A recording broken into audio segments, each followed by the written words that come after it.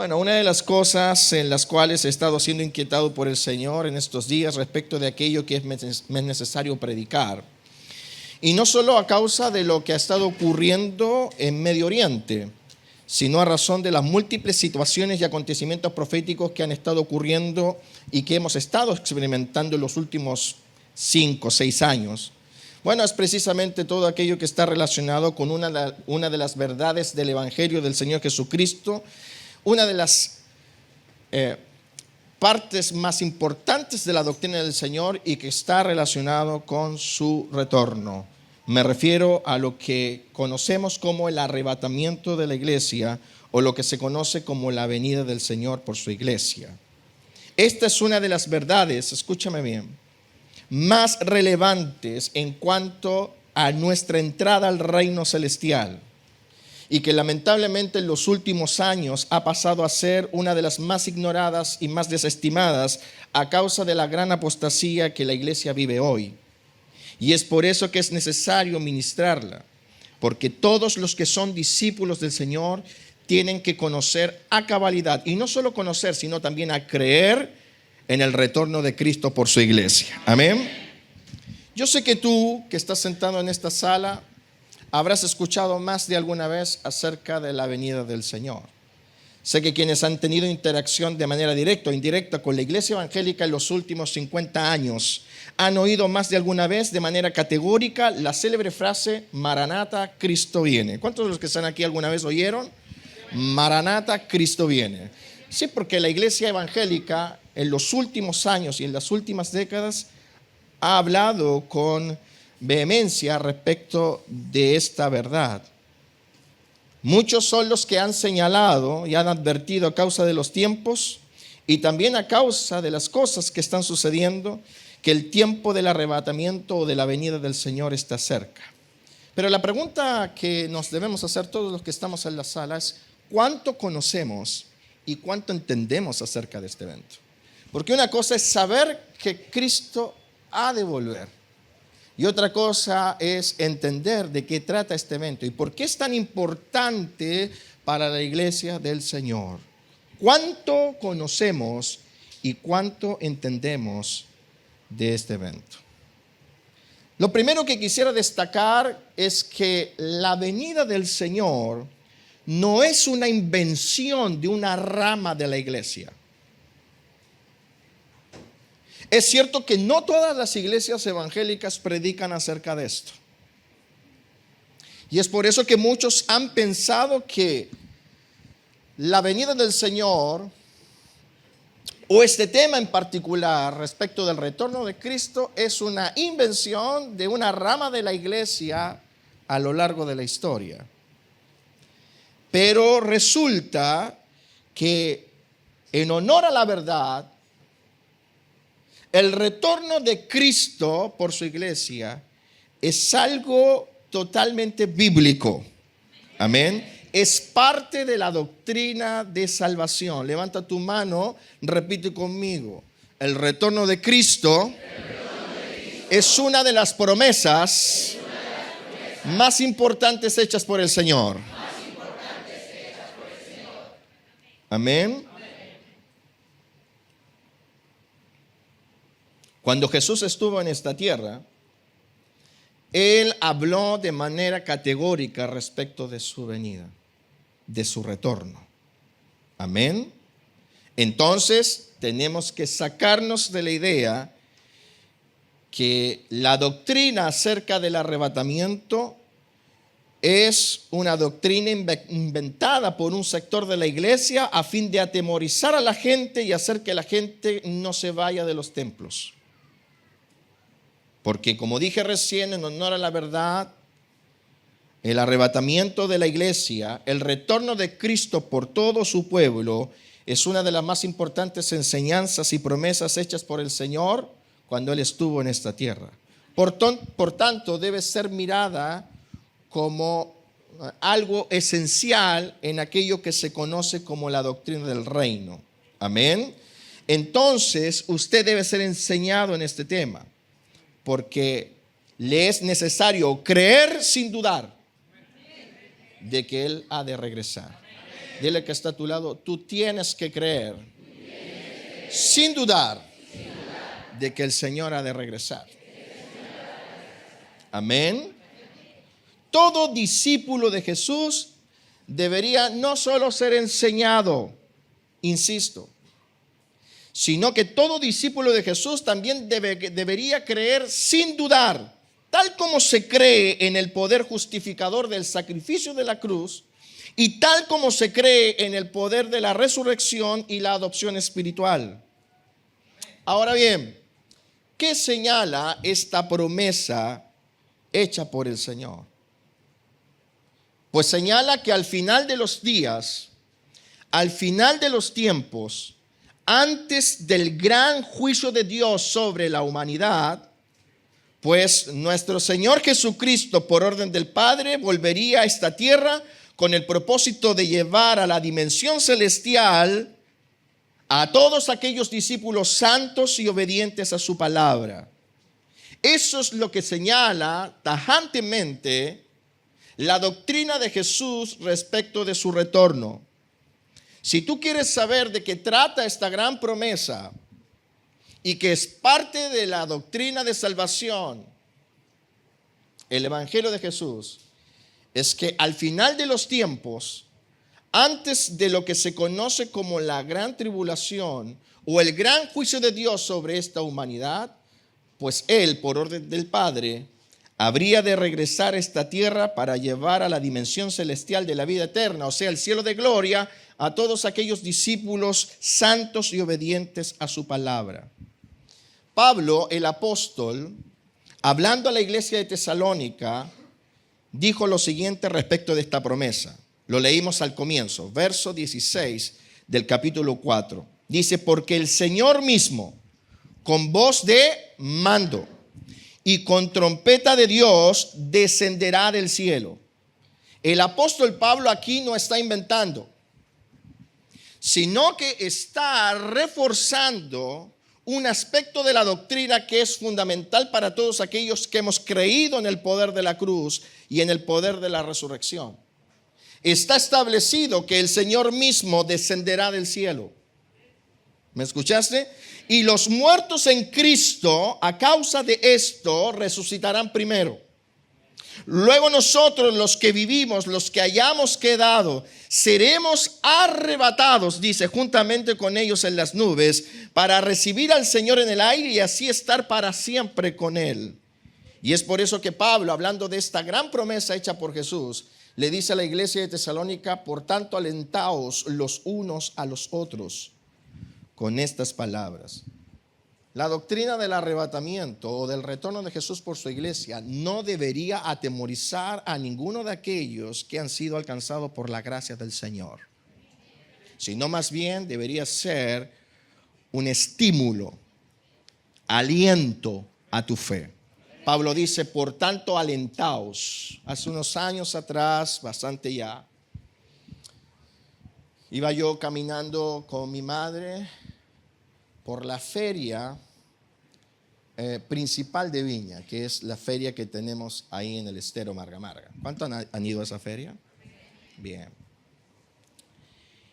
Y me encontré con un amigo de la familia que era muy cercano a nosotros porque fue discípulo de mi padre y compañero de milicia en la obra, en aquella iglesia en la cual nosotros estuvimos por más de 18 años.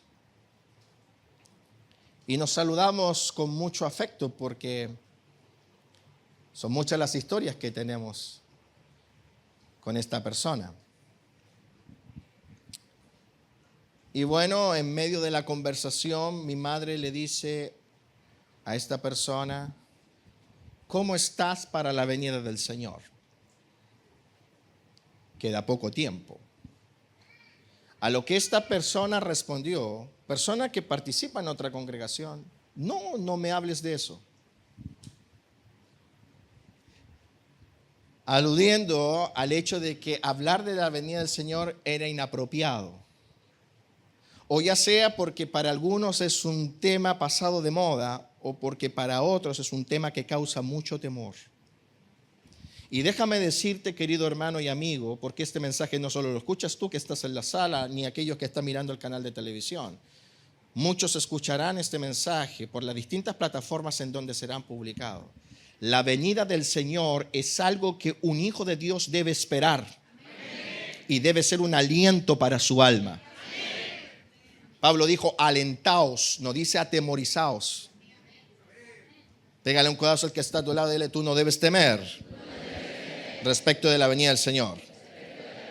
Solo aquellos que no están preparados, solo aquellos que han puesto la mirada en las cosas terrenales, solo aquellos que gustan de esta vida y no esperan la que viene, son aquellos que no quieren hablar respecto de la venida del Señor. Pero todo aquel que ha sido cautivado por el amor de Dios y todo aquel que reconoce que Jesús es lo mejor que le ha pasado en la vida, pues espera con ansias la venida del Señor. Amén. Es cierto, hay aspectos de esta etapa del plan de Dios que son desconocidos y podría causarnos, ¿no?, un poco de incertidumbre, pero en ningún caso rechazo. Amén. Porque ¿cuántos de los que están aquí creen que Jesús es la verdad? A ver, digan amén y levanten la mano. Todos aquellos que creen sin dudar que Jesús es el camino, la verdad y la vida.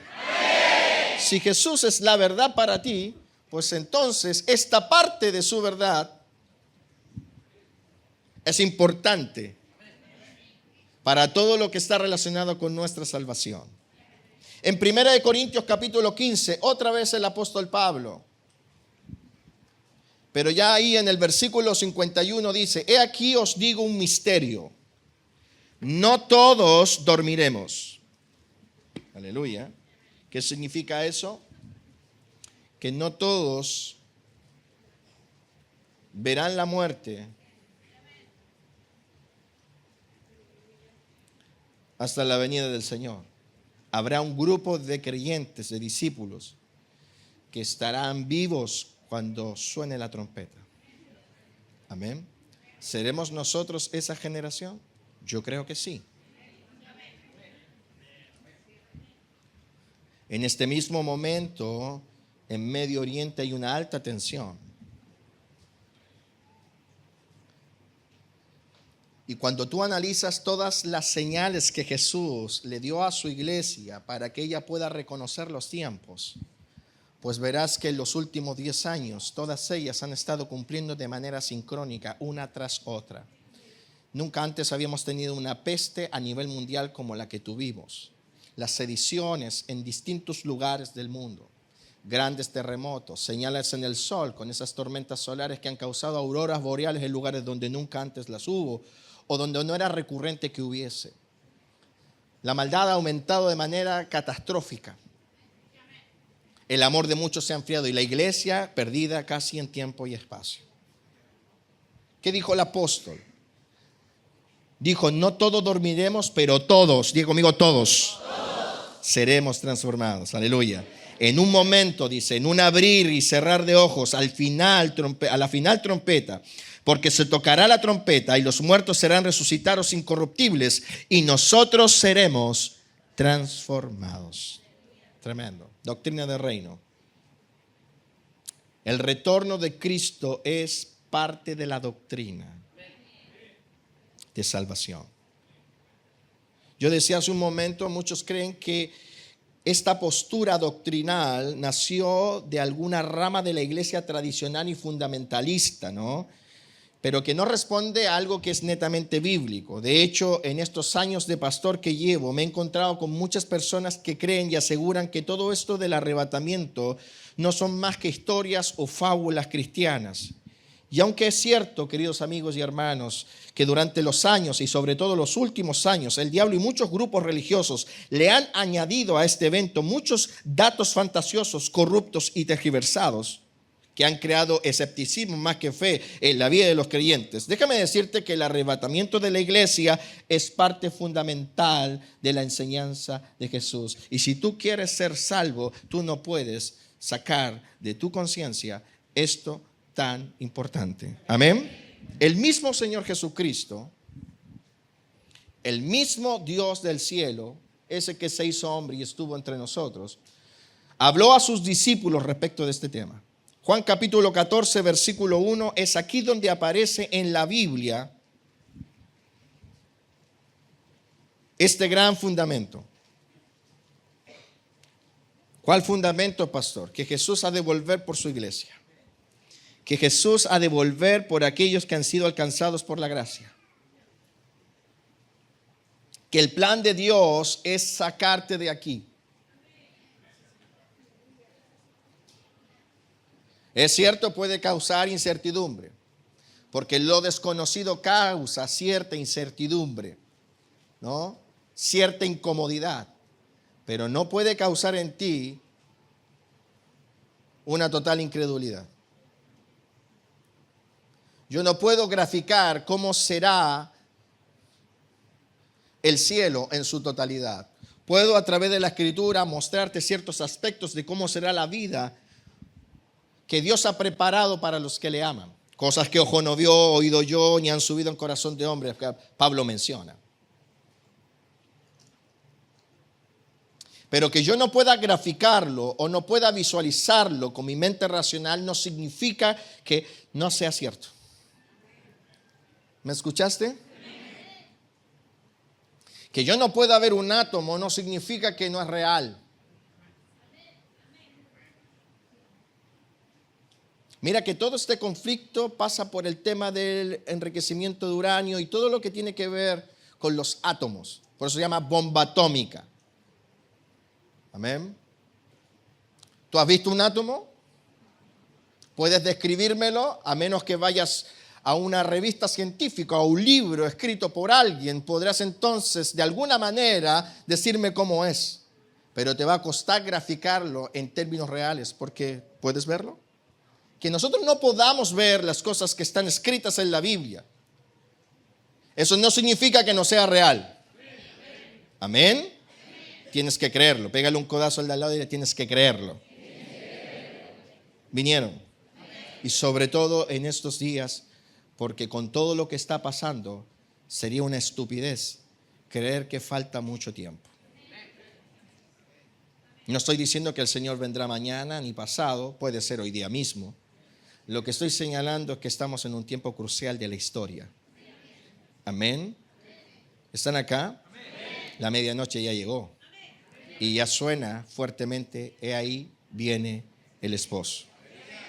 Esto es uno de los textos más importantes respecto de la doctrina que habla acerca del retorno de Jesús para sacar a su iglesia de aquí, para sacar a su pueblo de aquí y llevarlo a la gloria eterna. Jesús hablando, dice, no se turbe vuestro corazón. ¿Lo estás leyendo? ¿Creéis en Dios? ¿Cuántos creen en Dios? Pues entonces dice Jesús, creed en mí. En la casa de mi Padre muchas moradas hay. Y quiero de entrada decir, y sobre todo por las diversas doctrinas que tratan de corromper este pasaje, que Jesús aquí no está hablando del corazón del hombre. Porque hemos llegado a un nivel de tanta estupidez que muchos teólogos han señalado que ese pasaje no se refiere al cielo, sino al corazón del hombre. Todo con desestimar la enseñanza respecto del retorno de Jesús por su iglesia. Hay un afán satánico que ha causado que muchos que predican sean engañados, de sacar de la vista y de la mirada el retorno del Señor. Y déjame señalarlo, muchos aquí explican que cuando Jesús dijo en la casa de mi Padre se estaba refiriendo al corazón del hombre, porque en otro pasaje Jesús dijo, vendremos a él, al hombre, y haremos morada en él. Entonces, ellos, muy filósofos, señalan, no se está refiriendo al cielo, sino al corazón del hombre. Pues bien, si tú lo miras con tranquilidad y lo defines así, el pasaje es incoherente. En la casa de mi Padre muchas moradas hay. Si así no fuera, yo os lo hubiese dicho. Voy pues a preparar lugar para vosotros. Y si me fuere, os prepararé lugar y vendré otra vez y os tomaré a mí mismo, para que donde yo estoy, vosotros también estéis. Si esas moradas del Padre son el corazón del hombre, Jesús está diciendo entonces que Él vendrá, nos tomará y nos meterá de nuevo en nuestro corazón.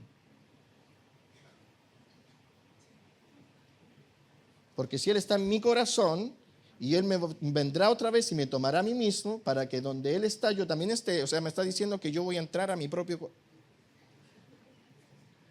Estupidez teológica. Estamos hasta acá de los filósofos teólogos o teólogos filósofos que buscan sacar de la conciencia del creyente la realidad.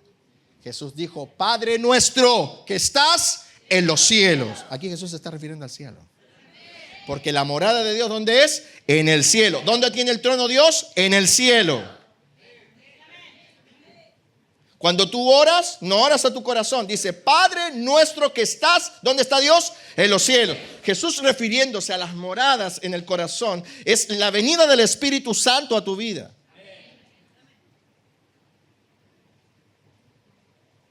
Vinieron. Entonces, este pasaje no se está refiriendo al corazón del hombre. Se está refiriendo a donde Dios está. ¿Y dónde Dios está? En los cielos. Entonces, leamos. No se turbe vuestro corazón. ¿Creéis en Dios? Creed también en mí. En la casa de mi Padre muchas moradas hay. ¿Dónde es esas moradas? En el cielo. Si así no fuera, yo os lo hubiera dicho. Voy pues a preparar lugar para vosotros. ¿Cuántos se alegran? Amén. ¿Sabes por qué Jesús hace 2000 años atrás, en el Monte de los Olivos, fue ascendido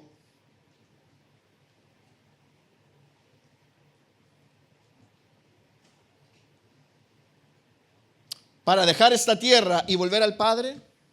No para abandonarnos a nuestra merced. Él fue con un propósito. Y ese propósito es preparar lugar para ti y preparar lugar para mí. Jesús lo dijo con total propiedad: preparar lugar para vosotros. Y si me fuere, os prepararé lugar. Y vendré otra vez y os tomaré a mí mismo, para que donde yo estoy, vosotros también estéis. Y sabéis a dónde voy. Y sabéis el camino. Amén. El Señor ha prometido que ha de volver. El Señor ha declarado que Él vendrá otra vez. Escúchame, iglesia. El Señor ha de volver. Él fue quien lo prometió. Bien, ahora que sabemos que este evento no es una invención de algunos, sino más bien parte de la enseñanza y las promesas hechas por el Señor, es importante entender por qué razón es tan imperativo irse en el arrebatamiento cuando Cristo venga a buscar a su iglesia. ¿Y cuál es la razón del por qué tenemos que irnos con el Señor? ¿Por qué es tan necesario entender que no hay ninguna opción de salvación si nos quedamos? ¿Por qué es necesario que tú te vistas con el ropaje espiritual que Dios propone? ¿Por qué es tan determinante que hoy tomes todas las medidas espirituales para que cuando suene la trompeta, entonces en un abrir y cerrar de ojos seas sacado de aquí? ¿Cuál es la razón del por qué tenemos que irnos con el Señor cuando Él regrese? Bueno, porque el retorno de Jesús es el único evento espiritual establecido por el Padre Celestial para que aquellos que han creído y obedecido no solo escapen del gran juicio que viene sobre esta tierra, sino también para que todos aquellos que han creído y obedecido puedan entrar por las puertas que separan al mundo terrenal del mundo celestial y así puedan participar de lo que es el reino del Padre Celestial, lo que conocemos como la eternidad de Dios. Si tú realmente eres de aquellos que han entendido cuán importante es la salvación traída por Jesucristo, si tú eres de aquellos que realmente se quiere salvar, debes saber que el arrebatamiento es el medio para que puedas entrar al reino celestial. Es el lugar donde podrás traspasar los límites que Dios puso al mundo material para acceder a su reino celestial. ¿Están acá? Por eso es que Pablo en el versículo 17 del capítulo 4 de Primera de Tesalonicenses dice: luego nosotros los que vivimos, los que hayamos quedado, seremos arrebatados juntamente con ellos. ¿Con quién? Con los que murieron en Cristo. Hermano, ¿por qué los que murieron en Cristo también serán arrebatados el día en que Cristo venga por su iglesia? Véalo usted, dice: luego nosotros los que vivimos, los que hayamos quedado, se está refiriendo a la última generación, seremos arrebatados juntamente con ellos. ¿Quiénes son esos ellos? Los que murieron en Cristo. ¿Y quiénes son los que han muerto en Cristo? Todos aquellos que, habiendo sido alcanzados por la gracia y habiendo obedecido al Señor, murieron antes de que Él viniera. O sea, estamos hablando de Pablo, de Pedro, de Juan, de Jacobo, de Mateo. Estamos hablando de cientos y cientos de creyentes obedientes al Señor y que murieron antes de que Él viniera. ¿Lo vas entendiendo? Dice: seremos arrebatados juntamente con ellos. ¿Por qué ellos serán arrebatados juntamente con nosotros? Porque ese es el único día donde Dios abrirá las puertas que separan el mundo material del celestial, para que todos aquellos que obedecieron puedan entrar a las moradas eternas. Ese es el día en que Pablo entrará a las moradas eternas. Ese es el día en que tú y yo entraremos a las moradas eternas. Por eso es que irse en el arrebatamiento o irse con el Señor es imperativo. Dile al que está a tu lado: no te quedes. Porque para entrar al cielo tienes que entrar por la puerta que se abre. Y la puerta se abrirá cuando el Señor regrese. Amén. ¿Me escuchaste? ¿Te acuerdas de las vírgenes? ¿Están acá o no? ¿Qué dice la parábola de las vírgenes? Dice que el esposo llegó y las que estaban apercibidas entraron con él. Entraron. Siempre el arrebatamiento está vinculado a una puerta. Dice que entraron y luego vinieron las rezagadas, esas que no tenían aceite. ¿Y qué decían aquellas que eran rezagadas por no estar preparadas? Señor, ábrenos. ¿Por qué, Señor, ábrenos? Porque hay algo que separa al mundo natural del mundo celestial, y eso es una puerta. Una puerta espiritual que solo se abrirá cuando Cristo regrese por los suyos. Por eso es que el día en que suene la trompeta es el día en que se estableció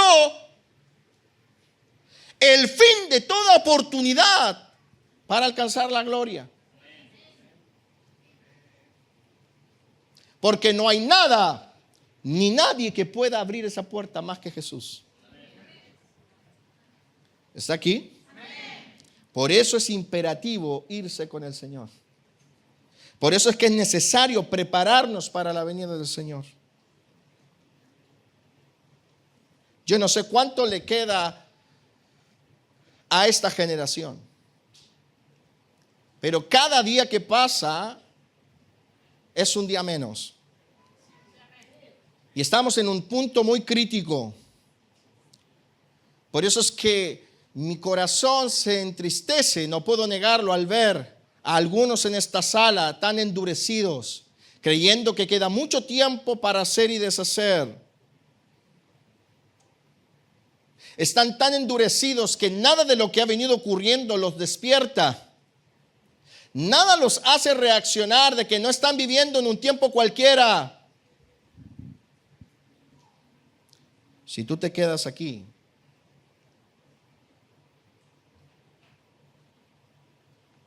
no habrá ninguna oportunidad después. Amén. La meta de todo creyente es llegar a participar de la eternidad de Dios. Y para ello, el retorno de Jesús es el evento con lo cual los hijos de Dios pueden lograrlo. ¿Cuántos de los que están acá, de verdad, de corazón, quieren llegar al cielo? ¿Cuántos quieren entrar al reino de los cielos? El retorno de Jesús es el evento que lo puede hacer posible. Hermanos, ¿están atentos? La historia del hombre como creación de Dios siempre tuvo como objetivo que éste algún día viviera en la dimensión eterna. ¿Me escuchaste? Cuando tú analizas la historia del hombre dentro de la creación de Dios, porque el hombre no es la única creación de Dios, ¿bien? Pues tú observas desde Génesis hasta Apocalipsis, porque allí en la Escritura está lleno de textos que nos revelan que siempre estuvo en el deseo de Dios que el hombre creado a su imagen viviera en la dimensión eterna. Entonces, ¿qué debo saber yo? Pues que no fuimos creados solo para vivir en esta tierra, como algunos creen, sino que más bien fuimos creados para vivir eternamente con Dios. Y la tierra solo ha sido un trampolín a lo celestial. Fíjate lo que dice el apóstol Pablo en 2 Corintios 5:1 respecto de lo que acabo de mencionar. ¿Qué es lo que acabo de mencionar? Pues que el hombre, como creación de Dios, siempre estuvo en los planes de que éste viviera en la dimensión eterna. He dicho claramente aquí recién que fuimos creados no solo para vivir en esta tierra, sino que para que de esta tierra pudiésemos acceder a lo eterno. Y Pablo lo declara, mira, fíjate, aquí está el apóstol mencionándolo. Porque sabemos que si nuestra morada terrestre, este tabernáculo, se deshiciere, ¿cómo dice? Tenemos de Dios un edificio, una casa no hecha de manos, eterna en los cielos. Cuando Dios creó al hombre y lo puso en esta tierra, el objetivo del hombre no era vivir eternamente en este planeta. Dios no creó al hombre para vivir en esta tierra de manera eterna, sino que más bien la tierra ser un lugar para que éste desarrollase una misión. ¿Me escuchaste? A fin de que desarrollara esa misión, entonces éste pudiera acceder a lo eterno. Es por eso que el hombre, antes del pecado, antes de que cayera en desgracia, vivía en un entorno donde el mundo natural y el mundo celestial se fusionaban. Si tú miras con atención cómo era el huerto, te darás cuenta que en el huerto se mezclaban los dos mundos. El mundo natural, terrenal, y el mundo espiritual. Eran el único lugar donde la voz de Dios se paseaba. Era el lugar donde Adán y Eva tenían comunión con la presencia de Dios de manera alta, sublime. Entonces, ¿por qué Dios puso al hombre en el huerto? Bueno, porque Dios lo que está buscando y ha buscado desde siempre con nuestra raza es que nos hagamos cargo de administrar lo encomendado. Dios ha diseñado al hombre para que éste se haga parte de la administración de su creación. Y es por eso que Dios nos puso en una facción de su creación para administrar. Pero debemos saber que luego de cumplida esa misión, el objetivo final es que pudiésemos entonces acceder a lo mayor en la dimensión celestial.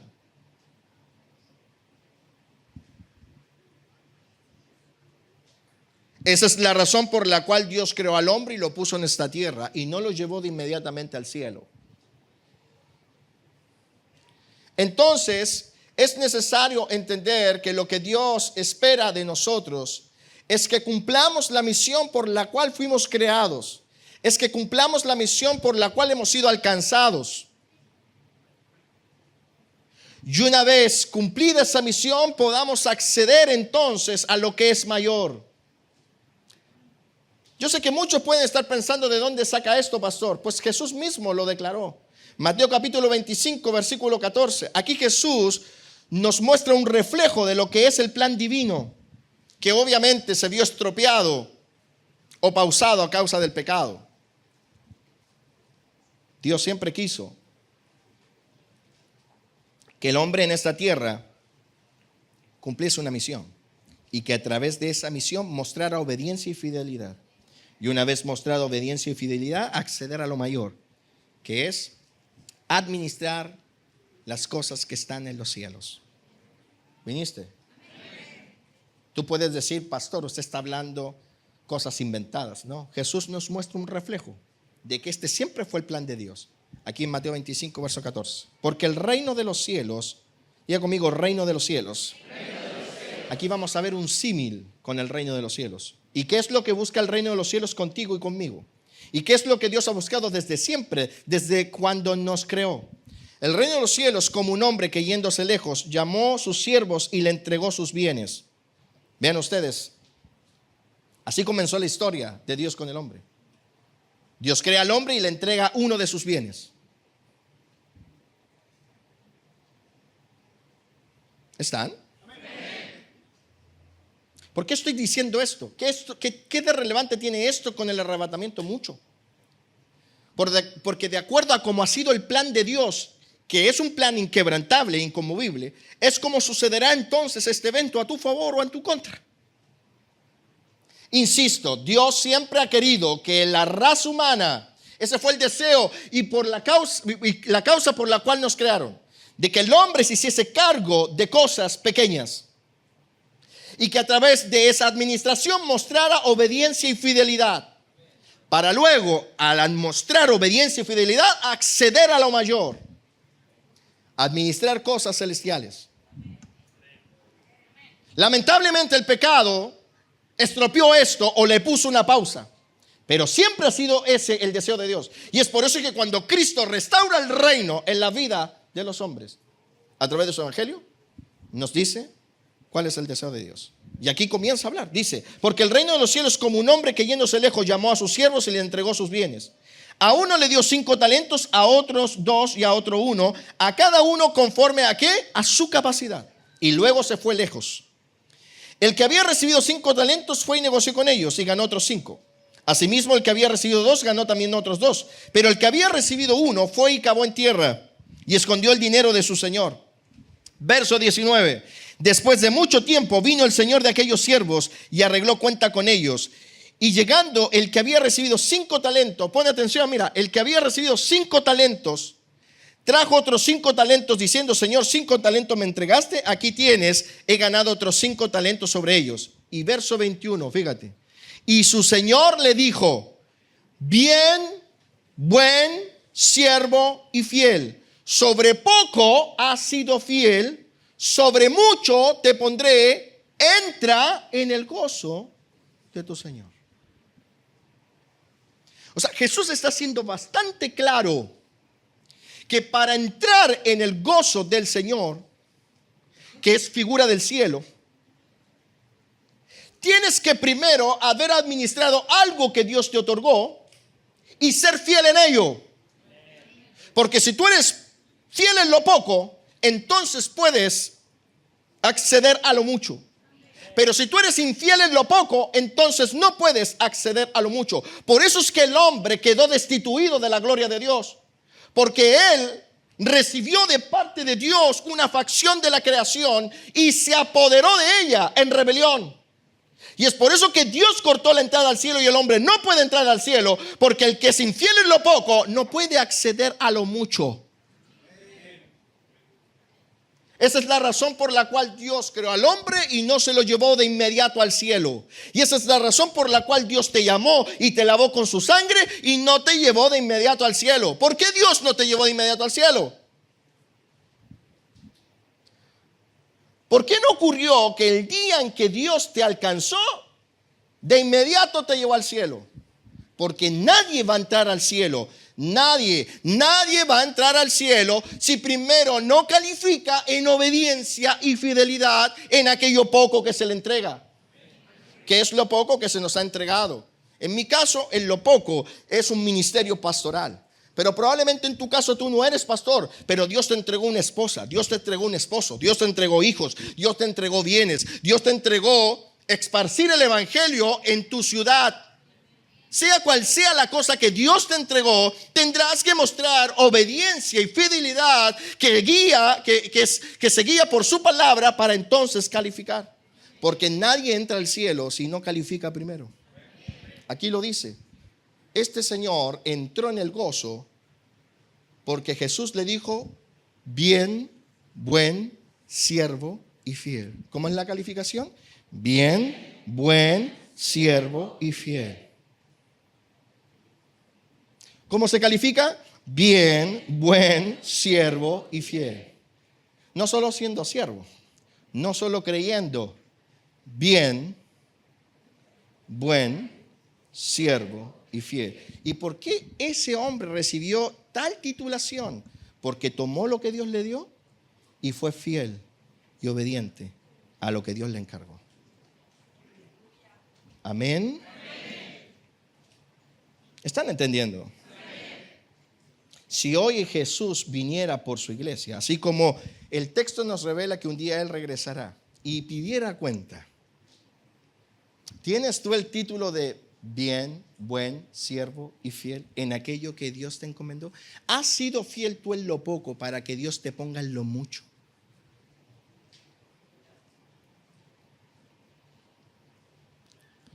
¿Sabes por qué el hombre quedó destituido de la gloria? ¿Cuántos sabían que el hombre quedó destituido de la gloria? Amén. El hombre quedó destituido de la gloria porque Dios le otorgó algo pequeño, algo terrenal, el huerto. Y estando allí en el huerto, se apoderó de ello para hacer su propia voluntad. O sea, Dios le entregó la administración de algo y él hizo lo que quiso con ello. Entonces Dios sentenció a Adán a ser expulsado del huerto para nunca más, por sus medios, poder entrar allí. Fíjate, ¿qué hizo Dios cuando el hombre cayó en pecado? Le puso una espada que revoloteaba por el huerto y querubines que le impidieran el acceso a tomar del árbol de la vida. ¿Qué le está mostrando Dios a Adán allí? Por haber sido infiel, no puedes acceder aquí.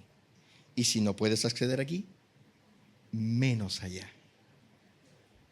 Por eso Pablo dice: por cuanto todos pecaron, están destituidos. ¿De qué cosa? De acceder a la gloria de Dios. No se puede. El deseo de Dios siempre ha sido que lleguemos allá. Pero allá se llega calificando. ¿Y cómo se califica? No haciendo lo que tú crees que es bueno, sino tomando lo que Dios te encargó y siendo fiel a lo que Dios te pidió.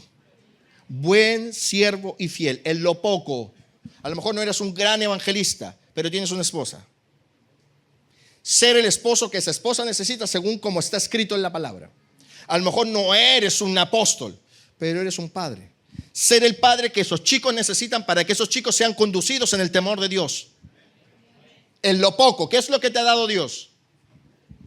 ¿Qué talentos te ha dado Dios? Y no estoy hablando de talentos así a modo de perrito que dice guau guau y que habla como ser humano. Ni estoy hablando de aquel acróbata que tira pelotas hacia el cielo para hacer tarán. No estoy hablando de ese talento. Estoy hablando de recursos que Dios te ha dado para administrar.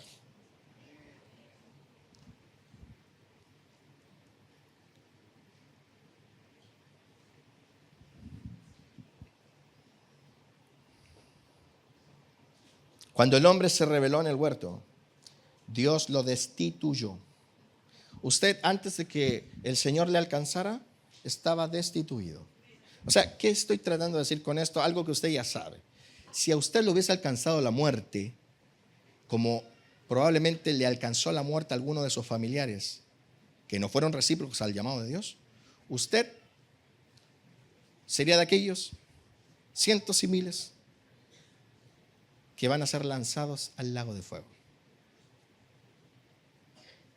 Es que yo no hice tantas cosas malas en la vida, no importa. Es que yo siempre fui un buen hijo, aporté en mi casa, ayudé a mi madre. Da lo mismo.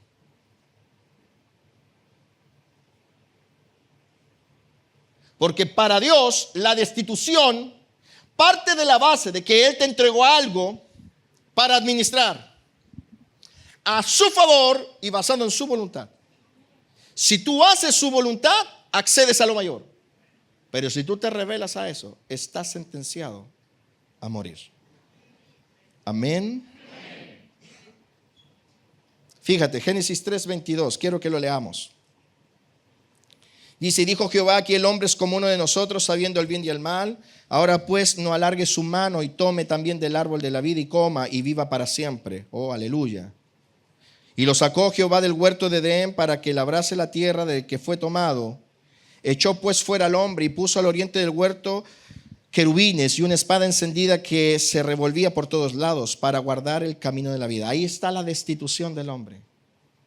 El hombre nunca por sus medios podrá cruzar el límite. Así como Dios le puso el límite al huerto, que es figura del cielo, así Dios le puso límite a su cielo. Amén. Tú de pronto has participado en funerales de personas que para la sociedad son muy buenas. Personas de prestigio, personas que incluso actuaron con caridad. Y ahí está el sacerdote diciendo, nuestro hermano tanto ha partido a la gloria del Señor. ¿Ha ido usted a un funeral? Y la gente alrededor dice, era tan bueno. Dios lo tenga en su santa morada. Todo eso sin Cristo no es cierto. Porque el hombre sin Cristo está destituido de la gloria de Dios. Por eso es que esta mañana para nosotros es especial. Porque nosotros estamos en la otra vereda, los ex destituidos de la gloria de Dios. Cuando la gracia de Dios te alcanzó, Dios reinició el plan contigo. Y te ha dado la posibilidad de ser un administrador. Y te ha enseñado cómo se hace y te ha revelado cuál es su voluntad. Si la haces, cuando suene la trompeta y Cristo regrese, en un abrir y cerrar de ojos serás arrebatado juntamente con los que murieron en Cristo. ¡Aleluya! Para recibir al Señor en el aire y estar para siempre con el Señor. ¡Aleluya! Porque el plan de Dios es llevarnos a su cielo. El plan de Dios es que accedamos a lo mayor.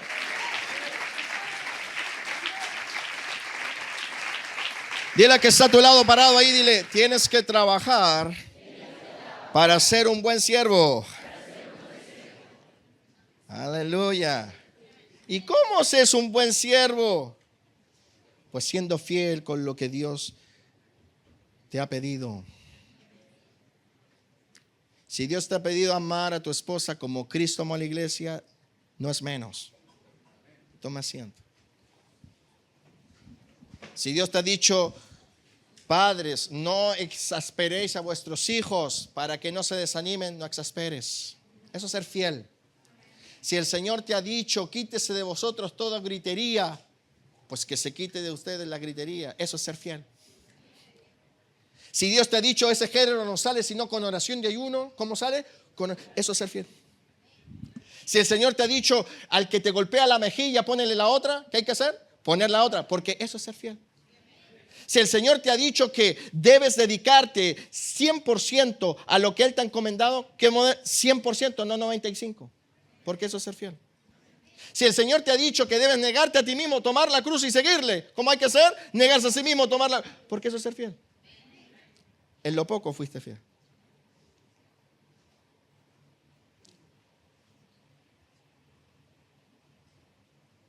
Yo sé que usted se preguntará por qué le cuento todo esto, qué tiene que ver esto con el retorno de Jesús. Bueno, el hombre caído entró en una dispensación, la dispensación del Cronos. Quedó en pecado y totalmente perdido y completamente impedido de entrar a la gloria celestial. Y hay un día señalado por Dios, esto lo dice la Escritura, en donde Dios pondrá a cada ser humano delante de Él, para que cada ser humano dé cuenta de lo que hizo con lo que se le dio. Partiendo por la vida, partiendo por los signos vitales. ¿Qué hiciste con todo lo que Dios te dio? Y si tú delante de Dios, y si ese hombre delante de Dios hizo su voluntad y no la de Dios en aquello que se le encomendó, entonces ese hombre o esa mujer serán lanzados a un lugar llamado lago de fuego. ¿Me escuchaste? Porque todos aquellos que hicieron su propia voluntad serán lanzados allí. ¿Me estás entendiendo? Y déjame decirte que todos los que lleguen y sean lanzados al lago de fuego nunca más podrán salir de allí. Por eso te digo que es importante asumir esta verdad, porque no hay otra manera de llegar al cielo que a través del retorno de Cristo. No hay forma. ¿Me escuchaste? Todos los hombres cayeron en la desgracia. Y es por eso que el ser humano en pecado le es imposible entrar al cielo, porque en pecado es imposible calificar. Ahora, ¿cómo se califica? Haciendo la voluntad de Dios. Jesús lo dijo, Mateo 7:21. No todo el que me dice Señor, Señor entrará en el reino de los cielos, sino ¿quién entrará al reino de los cielos? ¿Quién entrará al reino de los cielos? ¿Quién va a entrar al reino de los cielos? No te canses de repetirlo, porque hoy día hay un evangelio diferente predicado en los púlpitos, que dice que entrarán al cielo los que van a la iglesia, o que dice que entrarán al cielo los que simplemente han creído en Jesús. Mas Jesús no dijo eso. Jesús dijo, no todo el que me dice Señor. ¿Y quiénes son los que dicen Señor? ¿O quiénes lo confiesan como Señor? Los que han creído en Él. Jesús está diciendo intrínsecamente allí, no todo aquel que ha creído en mí y que me ha confesado entrará. Porque para entrar al reino de los cielos hay que hacer la voluntad del Padre. ¿Cómo se califica para entrar al cielo? Haciendo la voluntad del Padre. Por eso es que Adán no pudo entrar al huerto. Por eso los querubines se lo impidieron. Por eso la espada lo sentenciaba. Porque para entrar hay que calificar.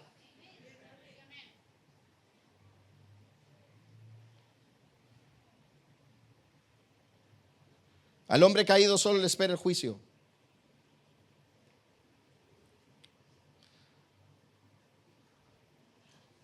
A ti, joven rebelde, solo te espera el juicio si no te arrepientes. Es bíblico, sí. Apocalipsis 20, versículo 11. Y vi un gran trono blanco y al que estaba sentado en él, delante del cual huyeron la tierra y el cielo. Y ningún lugar se encontró para ellos. Verso 12. Y vi los muertos, grandes y pequeños, de pie ante Dios, y los libros fueron abiertos. Y otro libro fue abierto, el cual es el libro de la vida. Y fueron juzgados los muertos por no haber creído en Jesús. ¿Dice eso? No estoy diciendo que la gente no va a ser juzgada por no haber creído en Jesús, porque no creer también trae condenación.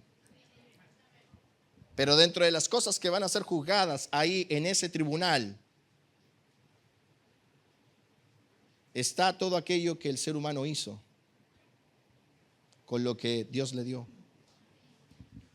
Fueron juzgados los muertos por las cosas que estaban escritas en los libros según sus obras. Y el mar entregó los muertos que había en él, y la muerte y el Hades entregaron los muertos que había en ellos, y fueron juzgados cada uno según sus obras. Y la muerte y el Hades fueron lanzados al lago de fuego. Esta es la muerte segunda. Y el que no se halló inscrito en el libro de la vida fue lanzado al lago de fuego. Esta es la gran tragedia humana. Pero Dios, que es rico en misericordia, no queriendo perder al hombre, diseñó un plan extraordinario de rescate, donde quienes creyeran en él y decidieran por él, renunciando a su maldad, pudieran otra vez acceder a ese plan original que Dios comenzó en el huerto, con el fin de que el hombre pudiese otra vez tener la posibilidad de llegar a vivir con Dios en su cielo eterno. Ese plan se llama evangelio. ¿Cuánto dan gracias a Dios por bendito evangelio? Aleluya. No tendríamos ninguna posibilidad si no fuera porque un día Dios envió a Jesucristo y su evangelio. Lo que hoy me tiene parado aquí predicando este mensaje es porque su evangelio es para salvación. Aleluya. No tendríamos ninguna posibilidad de entrar al cielo. No tendríamos ninguna posibilidad de escapar del lago de fuego si no hubiese sido porque hace 2000 años Cristo Jesús vino por ti y por mí. Aleluya. Gracias a Dios por el evangelio. Gracias a Dios por el evangelio. Porque gracias al evangelio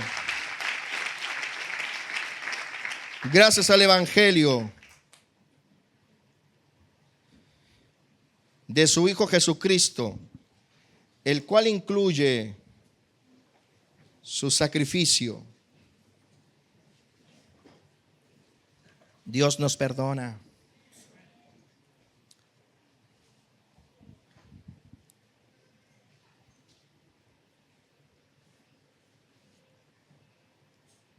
¿Te ha perdonado el Señor? Sí.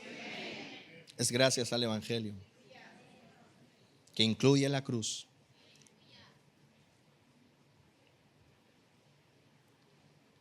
Gracias al evangelio el Señor no solo nos perdona, sino que además nos da la oportunidad de otra vez vivir la experiencia de Adán antes del pecado. Por eso es que usted no ha sido llevado al cielo todavía. ¿Qué hizo Dios cuando lo alcanzó? Lo vio como un hijo de Adán, no un hijo de Abraham, hijo de Adán, pecador. Y lo vio a usted imposibilitado de acceder a todo su plan. Y entonces, producto del sacrificio de Cristo, el Cordero, usted fue lavado. ¿Qué permitió el lavamiento de sus pecados? Justificación. Que usted de culpable pasara a inocente.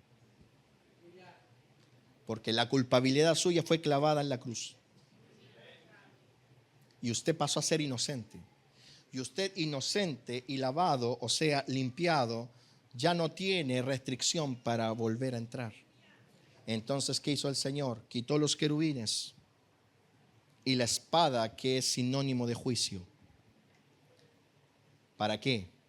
Para que antes de ir al cielo, entre usted de nuevo al huerto. Amén. Vinieron. Si usted no fue llevado al cielo, es porque usted no puede ser llevado al cielo todavía. Mira, el apóstol Pablo dijo: oh, cómo me gustaría irme con el Señor, pero también quiero quedarme a causa de vosotros. ¿Por qué era importante para Pablo quedarse? Porque ahí estaba su ministerio, aun cuando él deseaba irse con el Señor. ¿Me van entendiendo? Porque antes de irnos con el Señor, o antes de acceder a lo mayor que es el cielo, tienes que primero en tu huerto calificar. Tienes que tú demostrarle a Dios, sí, demostrarle, aunque esto a los muchos teólogos reformados les provoque locura.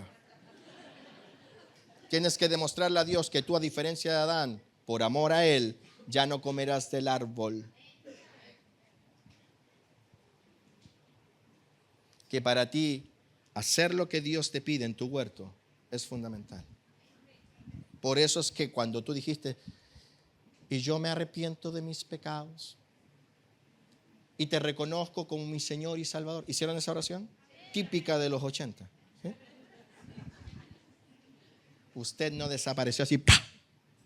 Porque otra cosa sería, ¿no? Señor, te reconozco como mi Salvador. Amén. Y toda la gente que estaba al lado, ¿dónde se fue? Al cielo. ¿Te imaginas nosotros predicando en la plaza, una persona arrepentida? No se podría, porque ¿qué pasa? Que nosotros tampoco podríamos predicar. Es que usted nos saca la... Si Dios nos sacara de aquí, ¿cómo hacemos su obra? Ya que está todo antes del cielo, hay una obra encomendada. Y tienes que ser fiel. Amén. Hermanos, para entrar al cielo debes calificar. Sé que con lo que estoy diciendo, millones de creyentes que han sido bombardeados por un evangelio apóstata, ¿cierto? Lo que yo digo les suena mal, les suena legalista. Pero fue el Señor el que dijo, no todo el que me dice Señor, Señor, entrará, sino el que hace la voluntad de mi Padre. Entonces, para entrar a las moradas eternas, debes calificar primero. Y esta es la razón por la cual quienes se arrepienten de sus pecados son justificados y luego introducidos a un periodo llamado gracia. Porque ¿qué es la gracia? Un tiempo cronológico donde los redimidos serán nuevamente formados a la imagen de Jesús con el propósito de recibir un ministerio terrenal a fin de desarrollarlo en fidelidad y así calificar a la gloria. ¿Me escuchaste? La gracia es eso, un tiempo que Dios te da para que seas formado a la imagen de Jesús y también para que recibas un ministerio terrenal a fin de desarrollarlo en fidelidad. Ahora, yo sé que muchos pueden estar diciendo, ¿qué herejía es esta? Y claro, porque en vez de leer las Escrituras, millones de personas han decidido escuchar posturas teológicas que sin asco alguno han decidido desestimar aquello que Jesús señaló. Y es por eso que hoy miles creen que solo basta con creer y nada más. Pero veamos lo que Jesús dijo y cómo lo que yo estoy enseñando ahora es 100% válido y doctrina del reino. Mateo 25, verso 14. Aquí Jesús hablando. Porque el reino de los cielos es como un hombre que yéndose lejos llamó a sus siervos y les entregó sus bienes. ¿Te llamó Dios? Amén. A ver, ¿te llamó el Señor? Amén. Entonces asúmelo. Te llamó para entregarte algo. Esa es la secuencia. No te llamó para no hacer nada. No te llamó para decirte ya eres salvo, así que ahora, no sé, camina por la playa y espérame hasta que yo llegue. No, no fue así. Porque eso es lo que proponen muchos cristianos evangélicos. Sé que suena un tanto pesado como lo digo, pero así hemos caído en esa trampa de creer que el Señor me llamó para que yo camine por la playa, haga lo que a mí me parece hasta que Él venga. Cuando Jesús dijo otra cosa, el reino de los cielos como un hombre que yéndose lejos llamó a sus siervos y le entregó algo. Dios nunca llama para que te quedes simplemente allí sin hacer nada. Dios te llama porque Él quiere que te encargues de algo. Que hagas algo a favor de Él. Así comenzó la raza humana. La raza humana fue colocada en un huerto para que el hombre y la mujer labraran ese huerto y lo guardasen a favor de Dios. Nunca Dios crea para que el ser no haga nada o para que haga su voluntad. Eso no es cierto. ¿Te llamó Dios? Pues para entregarte algo. ¿Qué tienes que tú descubrir ahora? ¿Cuál es tu ministerio? No si eres ministro, no si eres pastor o profeta, descubrir tu ministerio. No solo ser pastor es ser ministro. En el mensaje te he dado luces. Ser esposo es un ministro. Ser esposa es una ministra. Ser un músico es ser ministro. Evangelizar es ser un ministro. Administrar bien la economía es ser un ministro.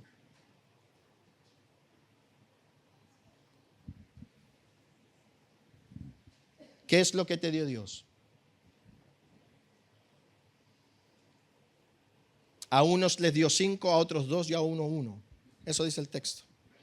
Eso significa que algunos recibieron más que otros, pero no porque Dios los quiera más a ellos, no es porque Dios tenga favoritos. ¿Sabes por qué Dios entrega más a unos que a otros? El texto lo dice, cada uno según su capacidad.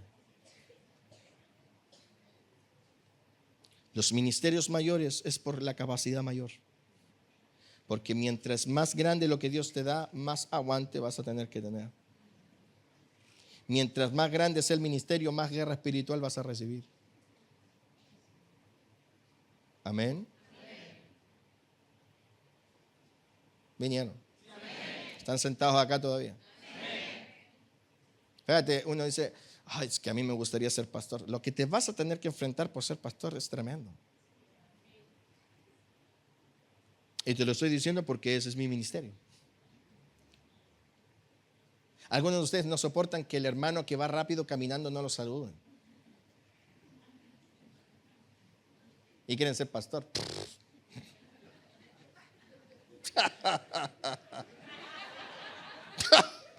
No, es broma, pero es la verdad. Algunos quieren ser apóstoles. ¿Quieren ser apóstol? Apenas han abierto una pequeña mini iglesia en su casa. Quieren ser apóstoles. Perdón, se me escapó para allá.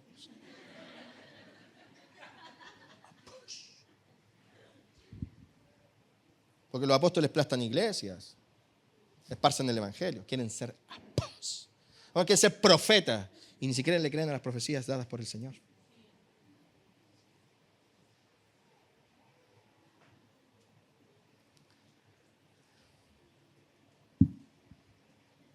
¿Me voy mejor?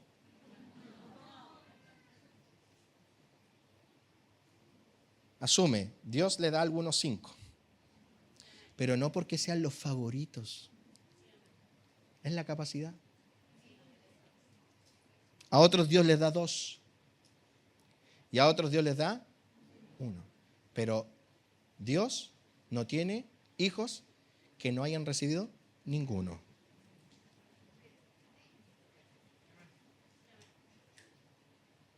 No existen los siervos que no hayan recibido nada. Nómbrame a un solo siervo de Dios desde Génesis a Apocalipsis que Dios no le haya dado nada y no le haya demandado nada. ¿Quién?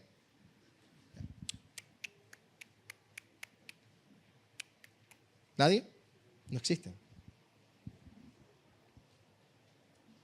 A Abraham Dios le dijo, vete de tu tierra y de tu parentela a la tierra que te mostraré. Y allí haré de ti una nación grande. Así que el tipo tuvo que sacar todas sus perchas, todas sus cosas, su tienda, llevarse a su señora e irse a la tierra que te mostraré, no a la tierra que te mostré, que te mostraré. A Josué Dios le dijo, esfuérzate y sé valiente, porque tú repartirás a este pueblo. Tú repartirás a este pueblo. A Moisés Dios se le apareció y le dijo, tú irás ante Faraón y liberarás a mi pueblo. A Natán Dios lo mandó a confrontar a David. Salomón para construir un templo. Gedeón para liberar a los israelitas. Y así, y así, y así. Y a los 12 apóstoles, o 11, porque ya no estaba Judas, el Señor les dijo, id por el mundo a hacer discípulos a las naciones, enseñándoles que guarden las cosas que ellos he mandado. No existe nadie que no haya recibido nada. No existe uno. El punto no es cuánto recibiste. El punto es qué estás haciendo con lo que recibiste. Ese es el punto. ¿Qué haces con lo que Dios te dio? ¿Haces lo que Dios te mandó? ¿O haces lo que a ti bien te parece? Bueno, el Señor regresa después de haberle dado a estos individuos. Verso 19 dice, después de mucho tiempo vino el Señor. Mira qué lindo. El mismo Señor se encargó de decir que desde que Él se fue hasta que Él regrese iba a pasar mucho tiempo. De hecho, en la parábola de las vírgenes, hablando del arrebatamiento, el Señor dice, y tardándose el esposo. Está escrito que Jesús no iba a venir al otro día. ¿Ha pasado mucho tiempo en tiempo crono? Sí, 2000 años. Estamos a un paso de que Él venga. Dice, después de mucho tiempo vino el Señor de aquellos siervos y arregló cuentas con ellos. Dile que está a tu lado, el Señor viene a pedir cuenta. Oye, le va a pedir cuenta a los que murieron sin Él y le va a pedir cuenta a los que recibieron algo de Él. Todos vamos a dar cuenta. Los que murieron en sus obras y los que recibieron algo de parte de Él para administrar. Todos. Por eso es que el arrebatamiento es un día muy, muy especial. Porque ahí se define en su pueblo quién hizo lo que Dios pidió. Bueno, dice que el que recibió 5, trajo otros 5. Señor, 5 talentos me entregaste, aquí tienes, he ganado otros 5. El Señor le dijo, bien, buen siervo fiel, sobre poco has sido fiel, sobre mucho te pondré, entra en el gozo de tu Señor. Llegando también el que había recibido 2 talentos, dijo, Señor, 2 talentos me entregaste, aquí tienes, he ganado otros 2. El Señor le dijo, bien, buen siervo fiel, sobre lo poco has sido fiel, sobre mucho te pondré, entra en el gozo de tu Señor. Pero llegando también al que había recibido 1 talento, dijo, Señor, te conocía que eres hombre duro, que ciegas donde no sembraste y recoges donde no esparciste. ¡Mentira! ¿Cómo que ciegas donde no sembraste? Yo esto lo he explicado varias veces. ¿Acaso él no había recibido 1? Dios le había sembrado 1, pero él tiene un concepto errado de Dios. Como muchos cristianos hoy en día tienen un concepto errado, han sido bombardeados con una doctrina que cambia el concepto de Dios, que cambia la figura de Dios. ¿Cómo que eres un Dios que pide donde no sembró? Y el Señor le respondió y le dijo, siervo malo y negligente, ¿sabías que sigo donde no sembré? ¿Qué está haciendo el Señor aquí? Juzgándolo con su propia doctrina. Porque Dios sabía que Él le había entregado algo, pero lo está juzgando con su propia doctrina. Cientos y miles de creyentes serán juzgados por aquellas doctrinas que decidieron aceptar, porque decidieron leer libros, decidieron escuchar a teólogos y no leer las Sagradas Escrituras. Si es fácil darse cuenta quién está mintiendo hoy en la iglesia, es fácil darse cuenta cuáles son las doctrinas del error. Es cuestión de leer los 4 evangelios para darte cuenta que lo que hoy se predica no es lo que Jesús dijo en verdad. El mismo Señor dijo, entrarán al cielo los que hagan la voluntad de Dios. Y tenemos al día de hoy todavía predicadores que dicen que no hay que hacer nada. ¿A quién le creemos? Pues tú y yo estamos llamados a creerle al que murió y resucitó por nosotros. El que murió y resucitó dijo, entrarán los que hagan la voluntad del Padre. No me importa cómo te llames, querido predicador. No me importa cuántos doctorados tengas en tu pared. Jesús dijo, entrarán al cielo los que hagan la voluntad del Padre. Y ese es el llamado que tenemos que creer. ¿Están acá o no? Eso es lo que tú tienes que creer. Y entonces el Señor le dice a este hombre, debías haber dado mi dinero a los banqueros. Y al venir yo, aleluya, Él va a venir. Él va a venir, iglesia, Él va a venir. Lo que está pasando en el mundo te está alertando. Él va a venir, Él va a venir. En cualquier minuto la trompeta va a sonar. Escúchame, amigo, por favor, entiéndelo. Ya no quedan muchos años en esta tierra. Él va a venir, Él va a venir. Él viene por su iglesia. Israel es simplemente un peón dentro del panorama. Se está cumpliendo lo profético. Porque he aquí, vengo pronto, dijo el Señor. Él va a venir. Y más que estar pensando si en las próximas semanas tendremos una nueva guerra mundial, lo que deberíamos estar pensando es cómo está nuestra vida para enfrentar algo que es más extraordinario y más potente que una guerra mundial. Que Él venga.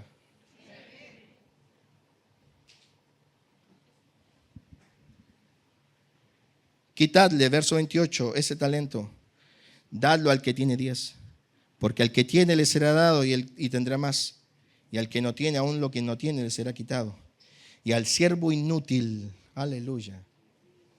Todos aquellos que están viviendo un evangelio light, siervo inútil, echarle las tinieblas de afuera, allí será el lloro y el crujir de dientes. Tremendo. ¿Están acá?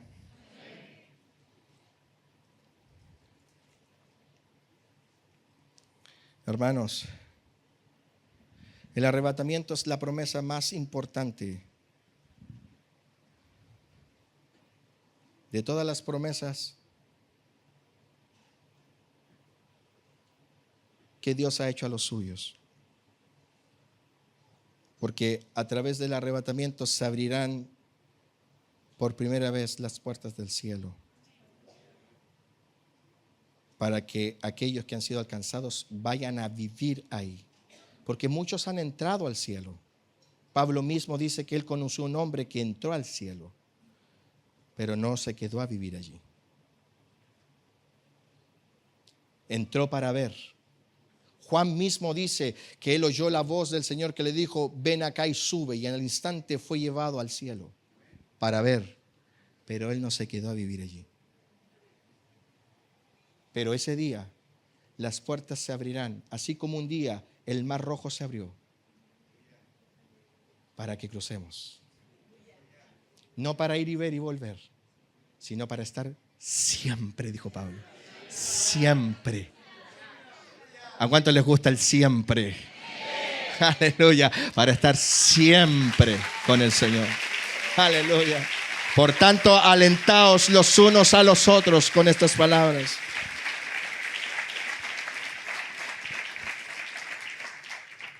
Por eso es que no debemos dejar de creer en este evento. Por mucho que nuestra cabeza piense que el tiempo ha pasado. Pues escúchame, este es el cuarto evento de los 4 eventos proféticos que debían cumplirse dentro de lo que es el plan de Dios para nuestra redención. ¿Cuáles son los 4 eventos proféticos más importantes del plan de Dios para nuestra redención? Pues el primer evento, el nacimiento de Jesús en esta tierra. Segundo evento, la muerte de Jesús en la cruz. Tercer evento, la resurrección de Cristo de entre los muertos. Cuarto evento, que Él venga por su iglesia. Aleluya.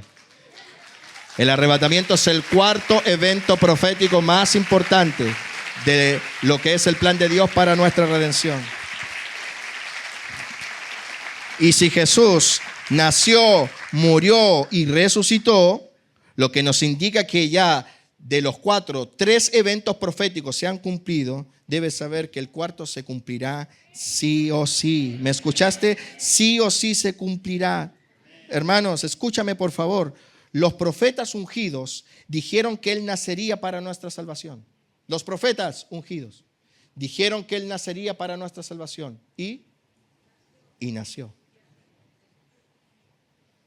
Luego, los profetas ungidos dijeron que Él moriría para nuestra redención. ¿Y qué ocurrió? Murió. David profetizó que Él resucitaría para nuestra redención. ¿Y qué ocurrió? Resucitó. Y si los profetas, hombres de carne y hueso, los señalaron y se cumplió, déjame decirte que con mayor razón se cumplirá su retorno, porque su retorno no es una profecía dicha por los antiguos, ni es algo dicho por el profeta David, sino que su retorno es una promesa hecha de sus propios labios. Volveré otra vez. Él fue el que lo dijo, volveré otra vez. No fueron los profetas los que lo anunciaron. No fue David profetizando, es él mismo. Él le dijo a sus discípulos, volveré otra vez, volveré otra vez, volveré otra vez. Así que si las profecías de la muerte y la resurrección se cumplieron y fueron hechas por personas de carne y hueso como tú y yo, ¿cuánto más se cumplirá lo que Él dijo con su propia boca? No Gonzalo Maturana el que lo dijo, fue Jesús. Amén. Fue Jesús. ¿Y cuántos creen en el Señor? Él volverá otra vez por ti. Él viene por ti. Él viene por mí. Él viene por los que murieron y por los que hemos quedado. Vamos, dilo. Diablo, Él fue el quien lo dijo. Vamos, dilo, diablo. Y si me fuere, Juan 14, verso 3, y si me fuere, os prepararé lugar y vendré otra vez. Son palabras del Señor. Yo os tomaré a mí mismo para que donde yo estoy, vosotros también estéis. Son palabras de su propia boca. Gracias, Señor, por esta hermosa promesa. Gracias, Señor, por esta hermosa promesa. Gracias, Señor, por esta hermosa promesa. Volveré otra vez, lo dijo Jesús. Lo dijo Jesús, diablo, eso lo dijo Jesús. Y yo creo en Jesús, yo creo en Jesús, yo creo en Jesús. Vengan los músicos. Pero que sea rápido, hermanos, vengan rápidos. Así como en un abrir y cerrar de ojos ya deberían estar acá arriba.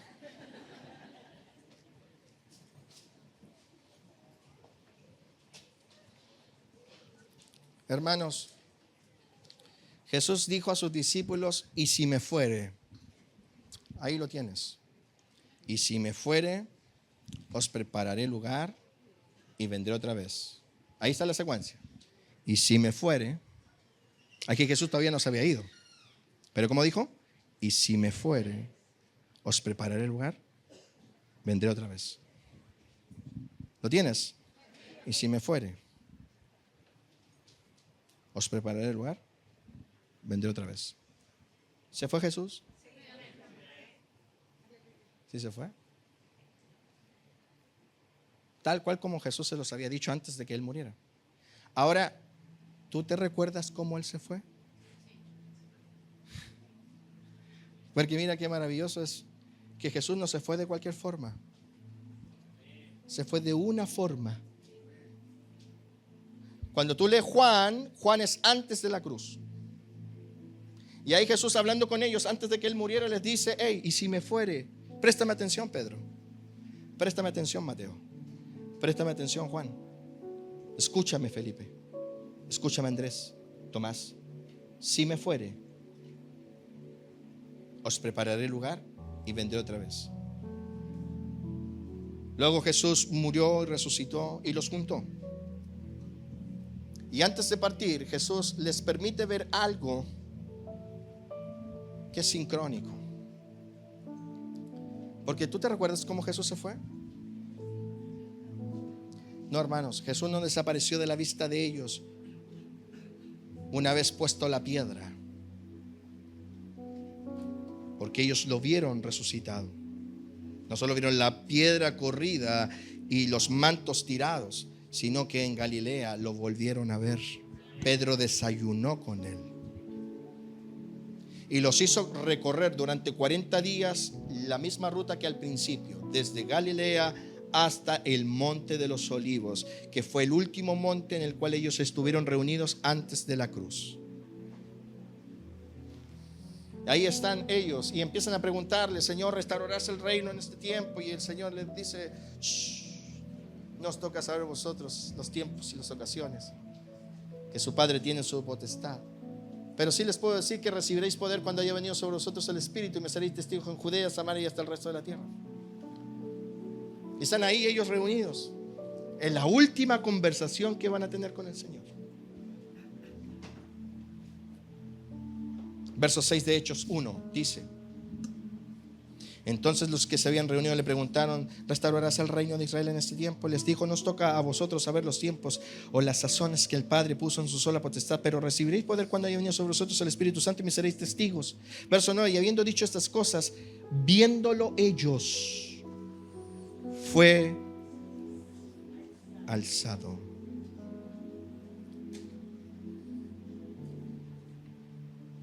Y le recibió una nube que le ocultó.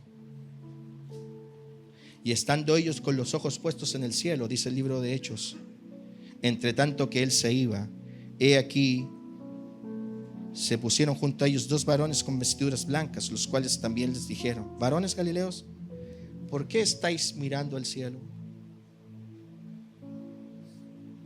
Este mismo.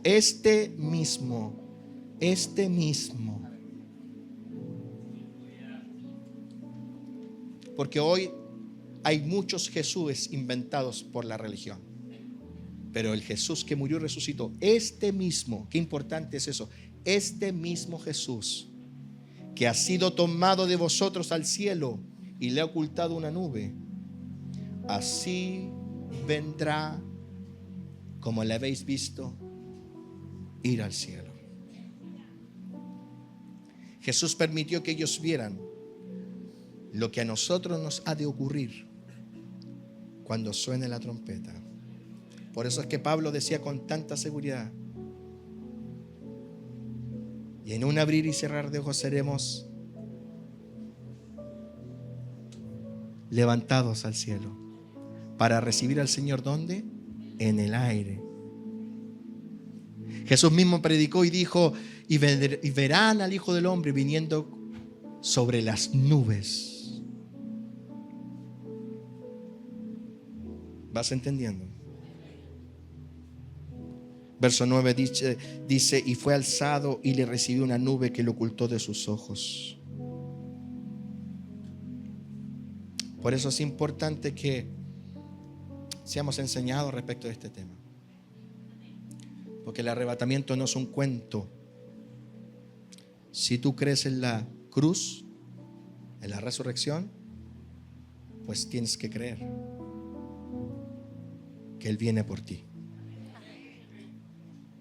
Él viene. No sé cuándo, no sé la hora ni el día, pero eso es lo único que no podemos saber: el día y la hora. Pero el tiempo está cerca. Está cerca el tiempo. Y lo más importante no es solo conocer los aspectos de cómo seremos llevados de aquí, sino más bien saber cómo estamos hoy frente a este acontecimiento. ¿Puedes cerrar tus ojos y mirar los talentos que Dios te ha dado? ¿Puedes cerrar los ojos y mirar qué es lo que Dios te ha entregado? Tus talentos, amigo mío. ¿Cuáles son tus talentos? Eso que Dios te entregó. ¿Estás caminando por el sendero de el buen siervo fiel? ¿O eres de aquellos que en este tiempo ha decidido rebelarse a lo que Dios trazó? Esta es una mañana donde algunos tienen la posibilidad, digo tienen, porque mientras tanto se dice hoy: no endurezcáis vuestros corazones. Esta es la mañana donde varios tienen la posibilidad de arrepentirse y de cambiar el rumbo que han estado llevando. Yo quiero ver las manos alzadas de los que necesitan un toque de Dios esta mañana. ¿Cuántos de los que están acá se quieren ir con el Señor? ¿Cuántos de los que están acá necesitan reafirmar su compromiso, ajustar cosas? Ayer en la noche Estados Unidos atacó a Irán. Probablemente esto escale a algo mayor o simplemente sea un susurro más de los tantos que han habido en estos últimos 7 años ya, en lo que hemos estado enfrentando y experimentando. Estamos al borde de que la economía se caiga a pedazos, al borde de una guerra. Ya hemos experimentado una pandemia, la maldad a más no poder. ¿Qué más esperas que ocurra, my friend? Las señales ahora solo serán una cuestión repetitiva, cada vez aumentando más y más, pero nada nuevo, porque todo lo que Jesús profetizó como señal de su venida se ha estado cumpliendo. Dime tan solo una cosa que no se haya cumplido, una cosa que no haya ocurrido en los últimos 10 años en el planeta. El Señor viene por su iglesia. Pero hoy es necesario que los que vinieron ajusten sus cuentas. Porque si hoy tú ajustas, mañana serás llevado. Cierra sus ojos. Gracias te damos por esta palabra, Señor. Hemos entrado en este tiempo de hablar acerca de tu venida y reconocemos, Señor, que es necesario ajustar nuestra vida. ¿Hay alguien acá que quiera arrepentirse de corazón? No le vamos a avergonzar, solo debes levantar tu mano.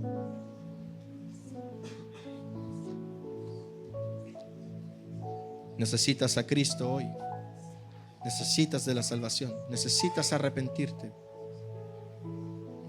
¿Hay alguien que necesite tomar una decisión por el Señor? Amigo, quedarse aquí no es simplemente un mal negocio. Es sentenciar tu vida a la perdición eterna. Por eso es que la iglesia habla acerca de la venida del Señor. Porque hasta que Cristo venga, todavía es tiempo. ¿Me escuchaste? Hasta que Cristo venga, todavía es tiempo. El tema es que no sabemos el día y la hora. Por eso es que no tomar decisiones es hipotecar tu salvación.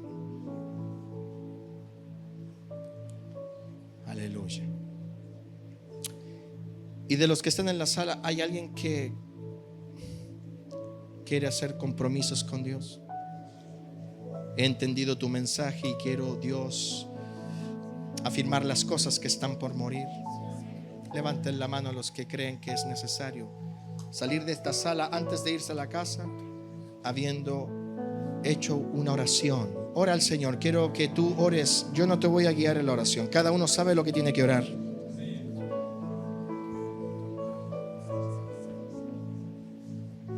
Gracias, Señor. Porque si hoy tú vienes, yo me quiero ir contigo.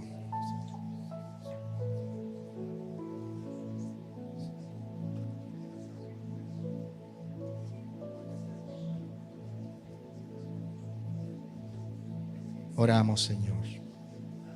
Te damos gracias, Señor. Qué bendita mañana, ¿no? Para poder reconciliarse con el Señor si hay cosas en tu vida que no están bien. Qué bendita mañana para ajustar, para hacer las correcciones. Qué bendita mañana es para confesar.